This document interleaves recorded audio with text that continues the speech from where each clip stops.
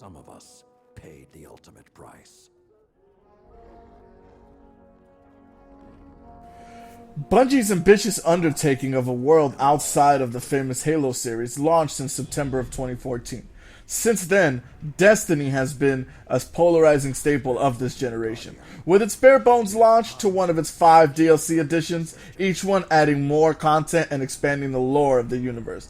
It being more than 2.5 years after its initial release, and with news of a sequel on the horizon, is this game really worth reaching into the backlog to play?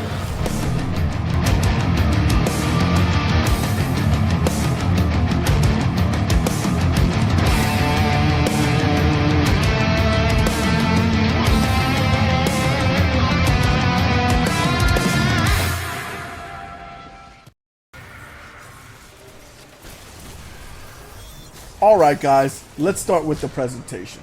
Graphically, the game has always been up to par, even though the game released during the early stages of a new console generation.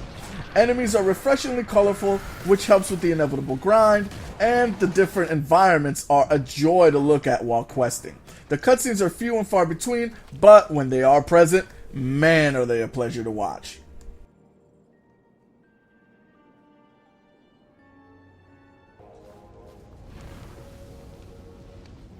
Now, from its inception, navigating Destiny's menu system has been a bit cumbersome.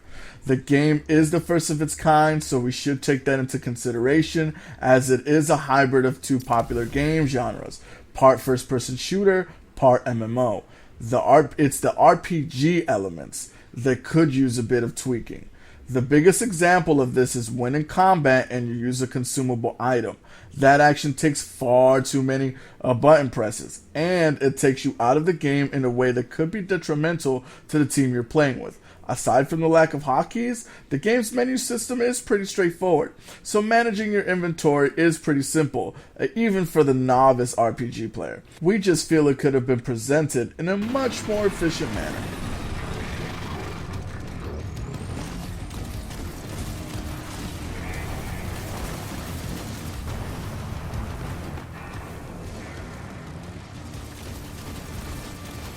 If you're a fan of Halo, then controlling this game is second nature, as the control scheme is exactly the same. That sense of familiarity lends to the smooth and fluid movement and action that is expected from a Bungie game. Each weapon has a unique feel, which allows you to find the playstyle you're comfortable with. There will be plenty of quest lines and strikes to practice on before you move on to the raids.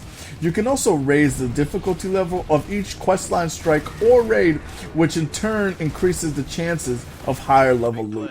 This is precisely what makes Destiny so addictive. The amount of loot you receive after completing the missions are enough to keep you playing for hours on end. From low-level gear to the game-changing exotics, there is plenty for you to earn as you traverse through the game.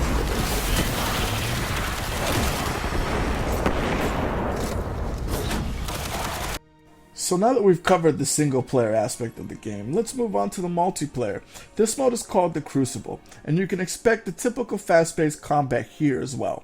The multiplayer comes in 3 basic modes, Classic 3 vs 3, and a Classic 6 vs 6 mode, which includes your typical team deathmatch and team objective-based games. Plus, there is a free-for-all mode as well. Now, there are some special modes that only open up when an event begins. The Rise of Iron is a good example. It is a tournament-based event that pits you in an elimination 3 vs 3 tournament, which includes variations of 6 vs 6 objective-based modes. The Rise of Iron Supremacy, which is a 6v6 objective mode that includes level advantages, so be wary if you're a lower level player, and the Iron Banner Clash, which is a limited time game mode that includes 6 vs 6 team deathmatch with level advantages enabled. Overall, the competitive multiplayer aspect of the game leaves gamers with plenty to sink their teeth into.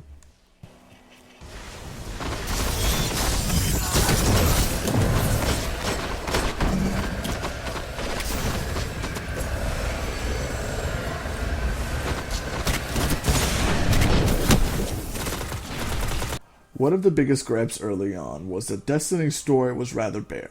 The premise of the story is that the humanity began to travel space and noticed a strange entity terraforming planets in our solar system. Humans were taught to advance technologies that propelled them into a golden age of sorts. Then comes a destructive entity called the Darkness, which led to a war and almost wiped out the human race. But before all hope was lost, a protective barrier was cast over the last human stronghold, and our robotic companions named Ghost were also created. Their purpose was to search for humans that were killed during the initial appearance of the Darkness and resurrect them. Then, alongside your Ghost, you fight back against the other races, the Fallen, Cabal, and Hive, and give the Traveler time to restore itself and save humanity. Since then, they have added multiple DLC to expand the story to new heights, and they go as follows. The Dark Below that has gamers working to foil the plans of the Hive and its demigod, Crota, to destroy the tower. The House of Wolves, which has you up against a fallen general that has escaped the prison of elders and is threatening the humans' existence. The Taken King, which has Crota's dad coming for revenge, and the Iron King, which introduces the Siva virus.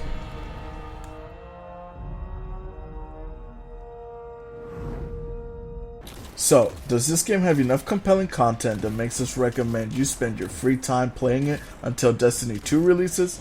Our answer is a resounding yes, especially if you can get it around the $40 price range. Let us know if you liked our review in the comments, and as always, like and subscribe if you so choose. See you guys the next time we visit our backlog.